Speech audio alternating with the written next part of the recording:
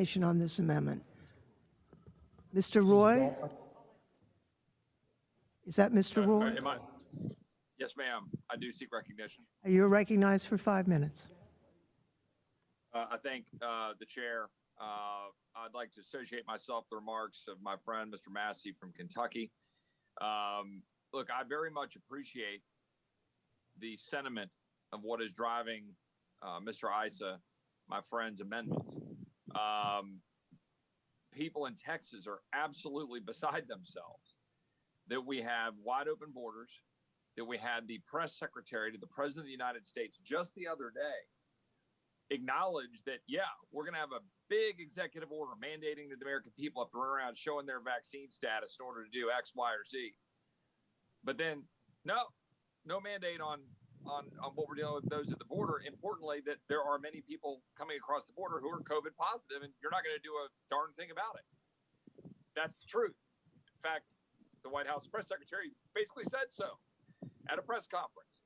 The American people literally are beside themselves. So I actually understand very much the sentiment behind what my friend from California, Mr. Ice, is trying to do with this amendment. I disagree with the amendment and won't support it.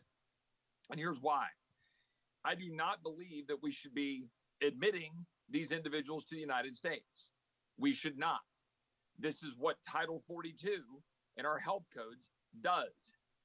This is what the President of the United States prior, President Trump, did, which was use Title 42 combined with a return to Mexico policy, which, by the way, a federal judge just ordered this administration to go back to enforcing.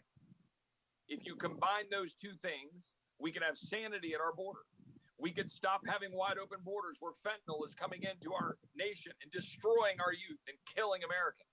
We could stop having people coming into our state of Texas and our nation who are COVID positive and having NGOs fill a hotel, fill a hotel with people they know to be positive with COVID. These are all things happening at the border. When I was at the border just last week in Laredo, when I was visiting with ranchers in Uvalde, when I was visiting with ranchers in Roma, and their fences are getting cut, and they're finding dead bodies of immigrants all over South Texas. 89 dead bodies in Brooks County, 70-something dead bodies in the Del Rio sector, several hundred across the entire border of Texas. Had one rancher who found a skull that had been picked apart of a migrant, a dead mom of twins, she's pregnant with twins, dead in South Texas, while my Democrat colleagues do nothing about it. And now, with wide open borders, you're just totally fine with people being COVID positive. We should enforce Title 42. We should secure the border of the United States. We should stop playing games with $107 billion bills, the money that we don't have. We should stop having the President of the United States issuing unconstitutional, unlawful mandates that I have no intention of following. We'll tell every Texan I know not to follow. And with all due respect, we shouldn't offer an amendment here that is basically saying, oh, yeah, go ahead and admit them and then force us to then provide vaccines to immigrants. I don't believe we ought to be jamming people with a vaccine against their wishes, whether they're a migrant or an American. We should just secure the border.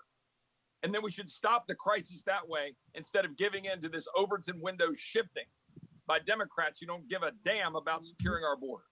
I yield back. Would the gentleman yield to Darrell Issa? Is that Mr. Issa? Yes, sir. I thank the gentleman for yielding. I just want to point out something and ask it to be placed in the record. The list of vaccines required by those who wish to enter the United States to immigrate